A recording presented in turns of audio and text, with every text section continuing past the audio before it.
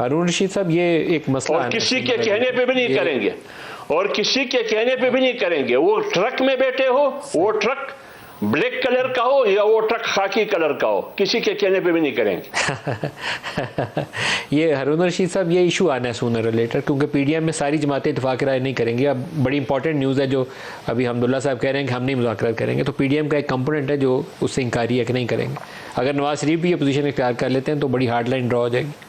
Definitely असल में ground realities को अगर देखा जाए तो वज़ारत दिफा का भी लेटर आया कि इलेक्शन उनको सिक्योरिटी प्रोवाइड करने में प्रॉब्लम्स है। बाकी इलेक्शन कमीशन का भी राय आई, इलेक्शन कमीशन ने वही राय दिया मोरलेस, जो यानी कि इलेक्शन नहीं हो सकते। नहीं तो पॉलिटिकल पार्टीज़ भी अगर कहती हैं और एक शख्स के कहने पे असम्बलियाँ डिज़ाल्व हुई हैं तो वो उन असम्बलियों को 90 डेज़ गुजर चुके हैं। अब अगर सूरत हाल को देखा जाए तो इलेक्शन वही मौजू हैं जो नेशनल असम्बली और प्रोविंशियल असम्बली के एक दिन हो।